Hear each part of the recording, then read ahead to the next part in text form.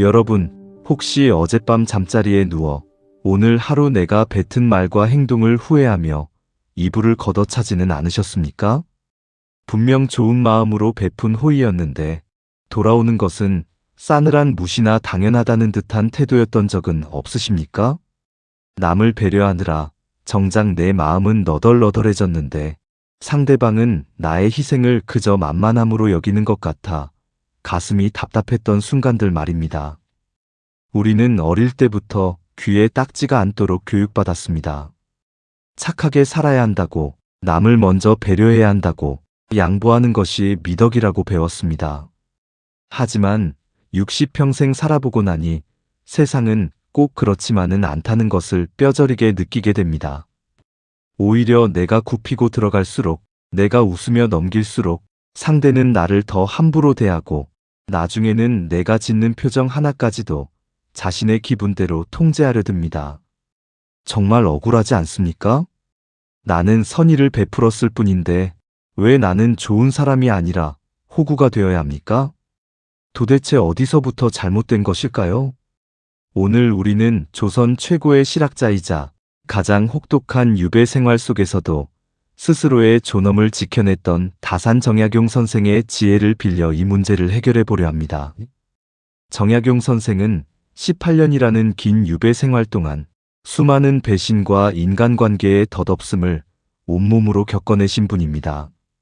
가장 믿었던 사람들에게 버림받고 패족이 된 집안을 일으켜 세우기 위해 고뇌하며 그는 아들들에게 보낸 편지를 통해 사람을 대하는 냉철한 법을 가르쳤습니다. 만약 여러분이 지금 인간관계 때문에 속이 썩어 들어가고 있다면, 사람에게 치여서 이제는 누구를 만나는 것조차 두렵다면 오늘 들려드릴 이야기에 귀를 기울여 주십시오. 무조건적인 배려는 독입니다.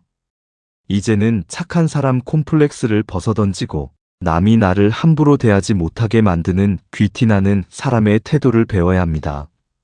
오늘 우리는 정약용 선생의 가르침을 바탕으로 타인에게 휘둘리지 않고 귀하게 대우받기 위한 4가지 핵심 원칙을 깊이 있게 파고들 것입니다. 첫째, 엄격한 위엄을 지켜 함부로 범접할 수 없는 태도를 갖추는 법. 둘째, 말수를 줄이고 침묵으로 상대를 제압하는 법. 셋째, 경제적, 감정적 이익을 철저히 계산하여 나의 곳간을 지키는 법. 넷째, 고독을 즐기며 스스로 홀로 서는 법입니다. 이 원칙들을 이야기하기 전에 잠시 우리 주변에서 흔히 볼 수 있는, 어쩌면 여러분의 모습일지도 모르는 짧은 이야기를 하나 들려드리겠습니다. 여기 김영수 씨라는 분이 계십니다. 김영수 씨는 동네에서 법 없이도 살 사람이라는 소리를 듣습니다. 친구들이 술을 마시고 돈이 부족하면 말없이 지갑을 열어 계산을 하고 동창회 총무를 맡아 굳은 일을 도맡아 하면서도 싫은 소리 한 번 하지 않습니다. 누가 부탁을 하면 거절하는 법이 없어 주말에도 지인의 경조사를 챙기느라 정작 자신의 가족들과는 시간도 제대로 보내지 못합니다. 김영수 씨는 믿었습니다. 내가 이렇게 진심으로 대하면 언젠가 저들도 내 진심을 알아주고 나를 존중해 줄 것이라고 말입니다. 그런데 얼마 전 김영수 씨가 다니던 사업이 잠시 어려워져 돈이 급하게 필요하게 되었습니다. 그는 자존심을 굽히고 평소 형님 동생하며 지내던 친구들에게 연락을 했습니다. 그런데 결과가 어땠을까요? 그토록 살갑던 친구들이 전화를 피하거나 네가 그럴 줄 몰랐다며 오히려 훈계를 늘어놓기 바빴습니다. 심지어 김영수 씨가 없는 자리에서 영수 그 친구 사람 좋은 척하더니 결국 돈 빌리러 다니더라며 뒷담화를 했다는 소식까지 들려왔습니다. 김영수 씨는 무너져 내렸습니다. 내가 인생을 헛살았구나. 내가 그들에게 쏟은 정성은 다 무엇이었나? 김영수 씨의 실수는 무엇이었을까요? 그가 나쁜 사람이라서 이런 일을 당한 걸까요? 아닙니다. 그는 너무나 좋은 사람이었기에 스스로를 지키는 울타리를 세우는 법을 몰랐던 것입니다. 자, 이제 김영수 씨처럼 후회하지 않기 위해 정약용 선생이 전하는 서리빨 같은 4가지 지혜를 하나씩 짚어보겠습니다. 이 원칙들을 가슴에 새긴다면 여러분은 더 이상 남의 눈치를 보지 않고도 어딜 가나 윗자리에 앉아 대우받는 삶을 살게 될 것입니다. 마이너스 마이너스 마이너스. 첫 번째 원칙, 엄격한 위엄으로 나만의 경계를 긋는다입니다. 여러분, 세상에서 가장 다루기 쉬운 사람이 누구인지 아십니까? 바로 예측 가능한 사람입니다.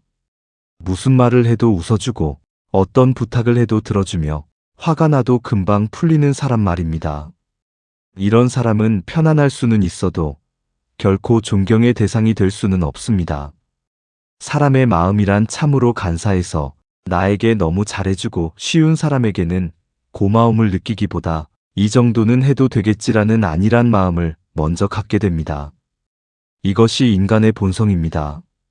정약용 선생은 유배지인 강진에서 아들들에게 보낸 편지에서 이렇게 엄중히 경고했습니다. 무릇사람이란 위엄이 없으면 남이 업신여기게 되고 사나우면 남이 꺼리게 된다. 그러므로 군자는 엄숙하되 사납지 않아야 한다. 여기서 말하는 위엄이란 무엇일까요? 그것은 험상궂은 표정을 짓거나 목소리를 높이는 것이 아닙니다. 바로 나만의 원칙을 세우고 그 선을 넘는 사람에게는 단호하게 대처하는 태도를 말합니다. 일상에서의 예를 들어보겠습니다. 오랜 친구 박철수 씨가 있습니다.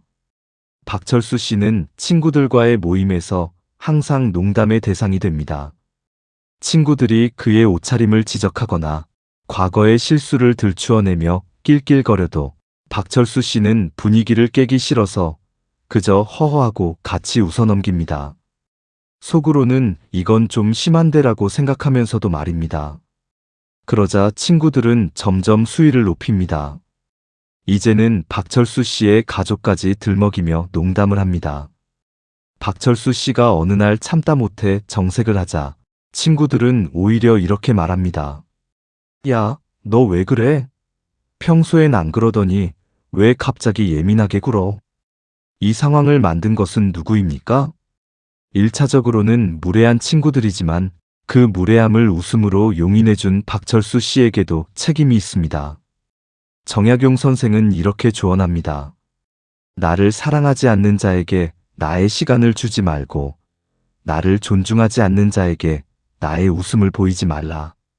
배려는 상대방이 그것을 배려로 받아들일 준비가 되어 있을 때 하는 것입니다. 만약 누군가 여러분에게 무례한 농담을 던진다면 같이 웃어주지 마십시오. 그저 침묵하며 가만히 그 사람의 눈을 쳐다보십시오. 아니면 차분하고 낮은 목소리로 이렇게 물으십시오. 지금 그 말이 나에게 어떤 의미로 하신 말씀입니까? 불편한 침묵을 견디는 힘, 그것이 바로 여러분의 위엄을 만듭니다. 상대방이 당황하여 아니, 농담인데 왜 그래라고 변명하더라도 여러분은 그 즉시 표정을 풀지 말고 잠시 뜸을 들인 뒤에 고개를 돌리십시오. 이 짧은 순간의 긴장감이 상대방에게 무언의 경고를 줍니다. 아, 이 사람은 함부로 건드려선 안 되는 사람이구나. 이 사람에게는 선이 있구나. 이것을 깨닫게 해주는 것이 진정한 관계의 시작입니다. 여러분의 집 대문을 활짝 열어놓고 도둑이 들지 않기를 바랄 수는 없습니다. 마음의 문에도 빗장을 걸어야 합니다. 아무나 내 마음의 방에 들어와 흙탕물을 튀기게 놔두지 마십시오. 친절함은 여러분이 베풀 수 있는 가장 값비싼 보석입니다. 그 보석을 돼지 목에 걸어주지 마십시오. 여러분의 친절은 자격이 있는 사람에게만 선별적으로 주어져야 합니다. 그것이 여러분을 귀하게 만드는 첫 번째 단계입니다. 마이너스 마이너스 마이너스. 두 번째 원칙, 말의 무게를 천근같이 하여 침묵으로 제압한다입니다. 나이가 들수록 입은 닫고 지갑은 열라는 말이 있습니다. 하지만 많은 분들이 정반대로 행동합니다. 지갑은 닫고 입만 엽니다. 자신의 살아온 경험을 자랑하고 싶어서 혹은 상대방을 가르치고 싶어서 아니면 침묵이 어색해서 끊임없이 말을 쏟아냅니다. 하지만 기억하십시오. 말이 많으면 반드시 실수가 따르고 말이 가벼우면 사람의 격도 함께 가벼워집니다. 정약용 선생은 말을 많이 하지 말며 격렬하게 성내지 마라 라고 끊임없이 강조했습니다. 특히 그는 흥분해서 자기도 모르게 내뱉는 말은 훗날 내 목을 겨누는 칼이 되어 돌아온다고 했습니다. 우리는 왜 자꾸 말을 많이 하게 될까요? 그것은 인정받고 싶은 욕구 때문입니다. 내가 얼마나 많이 아는지, 내가 얼마나 대단한 사람인지, 혹은 내가 얼마나 억울한지 설명하고 싶어 합니다. 하지만 역설적이게도 말을 많이 할수록 신비감은 사라지고 미천이 드러납니다. 사람들은 말이 많은 사람 앞에서 귀를 닫습니다. 반면 평소에 말이 없다가 결정적인 순간에 핵심을 찌르는 한마디를 던지는 사람 앞에서는 옷깃을 여밉니다. 이런 상황을 한번 떠올려 보십시오. 동창회 모임에 나갔습니다.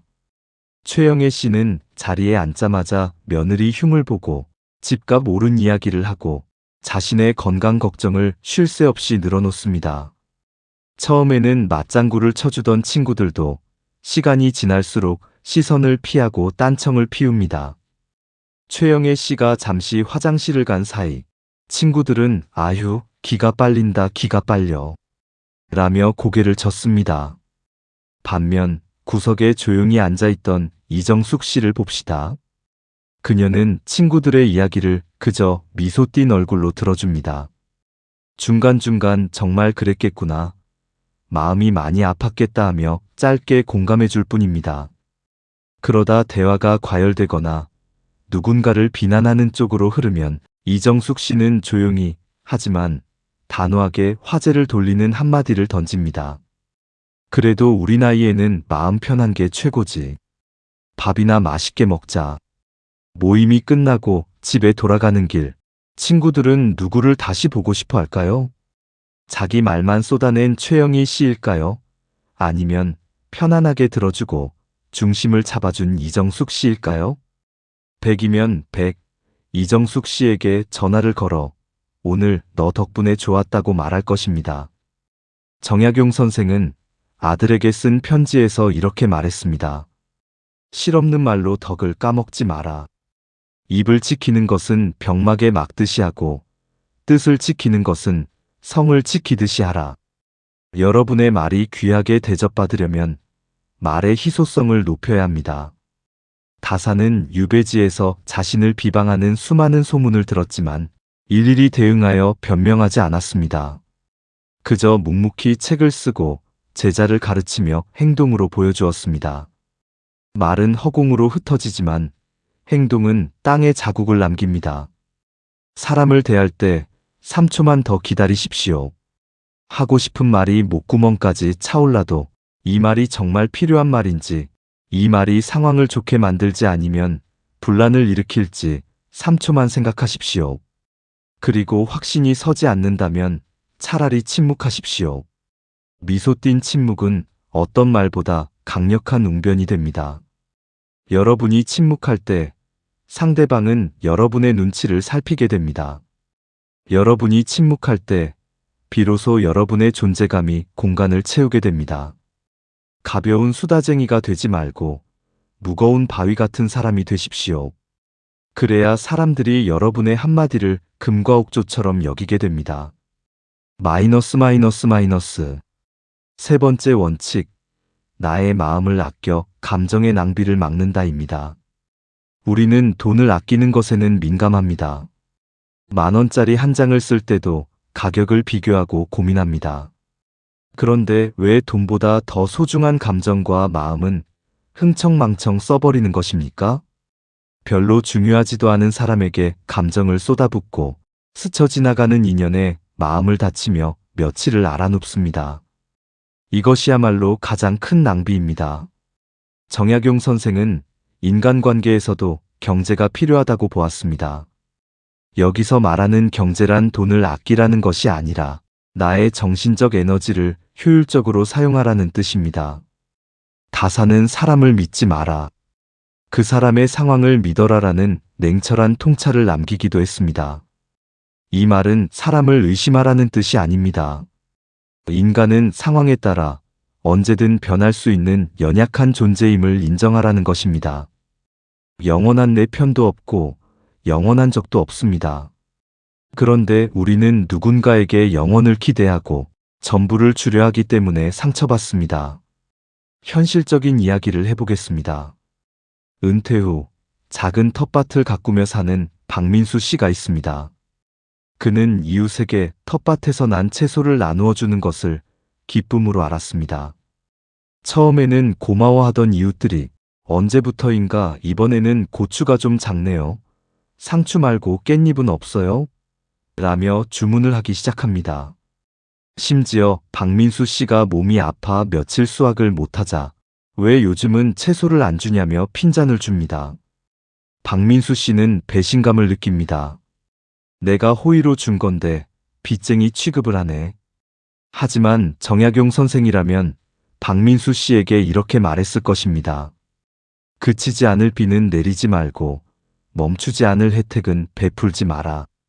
지속할 수 없는 친절은 결국 원망을 낳습니다. 처음에는 고마움이었던 것이 반복되면 권리가 되고 중단되면 배신이 됩니다. 이것이 인간의 심리입니다. 따라서 남을 대할 때는 내가 감당할 수 있는 선에서 그리고 내가 보상을 바라지 않을 정도까지만 해야 합니다. 마음의 가계부를 쓰십시오. 나에게 10을 주는 사람에게는 나도 10을 주면 됩니다. 하지만 나에게 1도 주지 않는 사람에게 내가 좋다는 이유만으로 100을 주지 마십시오. 그것은 사랑이 아니라 집착이고 관계의 균형을 깨뜨리는 행위입니다. 상대방이 나를 위해 돈을 쓰는 것을 아까워한다면 여러분도 그 사람에게 돈을 쓰지 마십시오. 상대방이 나를 만나는 시간을 아까워한다면 여러분도 그 사람을 위해 시간을 비우지 마십시오. 이것은 계산적인 것이 아니라 서로에 대한 존중의 크기를 맞추는 과정입니다. 특히 60대 이후의 인간관계는 뺄셈이 중요합니다. 젊었을 때는 인맥을 넓히기 위해 애썼지만 이제는 나를 피곤하게 하고 이용하려 들고 깎아내리는 사람들을 정리해야 할 때입니다. 그 빈자리를 아쉬워하지 마십시오. 썩은 가지를 쳐내야 새순이 돋아나듯 해로운 관계를 정리해야 내 마음의 평화가 찾아옵니다. 여러분의 마음은 한정된 자원입니다. 그 귀한 마음을 진정으로 나를 아껴주는 소수의 사람들과 무엇보다 나 자신을 위해 사용하십시오. 나 자신을 귀하게 대접할 때 남들도 나를 귀하게 대접합니다. 내가 나를 홀대하고 희생만 자처하는데 누가 나를 왕처럼 대우해 주겠습니까? 마이너스. 네 번째 원칙, 철저한 고독 속에서 스스로 우뚝 선다입니다. 많은 분들이 나이 들어 가장 두려워하는 것이 외로움입니다. 그래서 자식에게 전화를 걸어 안부를 묻고 별로 친하지도 않은 모임에 나가 시간을 때우고 텔레비전을 하루 종일 켜놓습니다. 혼자 있는 시간을 견디지 못해 누군가에게 끊임없이 매달립니다. 하지만 매달릴수록 사람은 멀어집니다. 징징거리는 사람, 의존적인 사람 곁에는 아무도 머물고 싶어 하지 않기 때문입니다. 정약용 선생의 위대함은 그의 학문적 성취보다 그가 18년의 유배 생활이라는 지독한 고독을 견뎌낸 태도에 있습니다. 그는 강진의 좁은 방, 다산초당에 갇혀 지내면서도 절망하지 않았습니다. 오히려 그 고독한 시간을 하늘이 나에게 공부할 기회를 준 시간으로 받아들였습니다. 친구들이 다 떠나가고 권력에서 밀려나 철저히 혼자가 되었을 때 그는 외부로 향하던 시선을 내부로 돌렸습니다. 그리고 500권이 넘는 책을 집필하며 자신만의 세계를 완성했습니다. 정약용 선생은 말합니다. 홀로 있을 때 삼가는 것이 군자의 기본이다. 이것을 신독이라고 합니다. 남이 보지 않을 때도 스스로 흐트러짐이 없는 상태, 누군가와 함께 있지 않아도 스스로 충만한 상태를 말합니다. 혼자서도 잘 노는 사람이 매력적입니다. 혼자서도 밥을 잘 먹고, 혼자서도 산책을 즐기며, 혼자서도 책을 읽으며 사색할 줄 아는 사람은 타인에게 구걸하지 않습니다. 그런 사람에게서는 맑고 단단한 기운이 뿜어져 나옵니다. 사람들은 그런 사람 곁에 가고 싶어 합니다. 그 사람 옆에 있으면 나도 덩달아 편안해지고 무언가 배울 게 있을 것 같기 때문입니다. 예를 들어봅시다. 항상 심심해 놀아줘라고 전화하는 친구와 나 요즘 서예를 배우는데 마음이 참 차분해지고 좋아. 나중에 차 한잔 하자라고 말하는 친구. 여러분은 누구를 만나고 싶습니까? 당연히 후자일 것입니다. 전자는 나를 심심풀이 땅콩으로 여기는 것 같아 부담스럽지만 후자는 자신의 삶을 즐기고 있기에 만나면 좋은 에너지를 받을 것 같습니다. 고독은 형벌이 아니라 축복입니다. 지금까지 가족을 위해, 회사를 위해 사느라 잃어버렸던 나를 되찾을 수 있는 유일한 시간입니다. 남들이 나를 찾아주지 않는다고 서운해하지 마십시오. 오히려 이제야 온전한 내 시간이 생겼구나 라고 환호성을 지르십시오. 그 시간 동안 여러분의 품격을 높이는 취미를 가지십시오. 화초를 가꾸어도 좋고, 악기를 배워도 좋고, 도서관에서 역사책을 읽어도 좋습니다. 여러분이 무언가에 몰입하여 눈빛이 반짝일 때, 여러분은 그 누구보다 젊고 매력적입니다. 그때 사람들은 여러분을 궁금해합니다. 저 사람은 도대체 뭐가 저렇게 즐거울까? 저 사람과 이야기해보고 싶다. 스스로 빛을 내는 별이 되십시오. 그러면 위성은 저절로 여러분 주위를 돌게 됩니다. 억지로 사람을 잡아두려 하지 말고 여러분이 꽃이 되어 나비가 날아오게 만드십시오. 이것이 바로 고독을 승화시켜 귀하게 대우받는 최고의 비결입니다. 마이너스. 자, 이제 오늘 나눈 정약용 선생의 4가지 가르침을 다시 한번 마음에 새겨봅시다. 첫째, 무조건 웃어주지 마십시오. 나만의 단호한 선을 긋고 엄격한 위엄을 지키십시오. 그래야 함부로 넘볼 수 없는 존경의 대상이 됩니다. 둘째, 말을 아끼십시오. 3초의 침묵과 절제된 언어는 여러분의 무게감을 천근만근으로 만듭니다. 셋째, 마음을 낭비하지 마십시오. 나의 호의를 권리로 아는 사람에게는 베풀지 말고 주고받음의 균형이 맞는 관계에만 정성을 쏟으십시오. 넷째, 고독을 즐기십시오. 혼자서도 우뚝 설 수 있는 내면의 힘을 기를 때 타인은 여러분의 향기에 이끌려 다가옵니다. 여러분, 인생은 60부터라는 말이 있습니다. 지금까지 남을 위해 사셨다면 이제부터는 오직 여러분 자신을 위해 사십시오. 이기적으로 살라는 말이 아닙니다. 주체적으로 살라는 뜻입니다. 내가 나의 주인으로서 당당하게 설 때 세상도 나를 주인으로 대접합니다. 정약용 선생은 유배가 풀려 고향으로 돌아왔을 때 그를 버렸던 사람들을 원망하거나 쫓아다니지 않았습니다. 그저 자신의 집에서 묵묵히 학문을 마무리하고 차를 마시며 여생을 보냈습니다.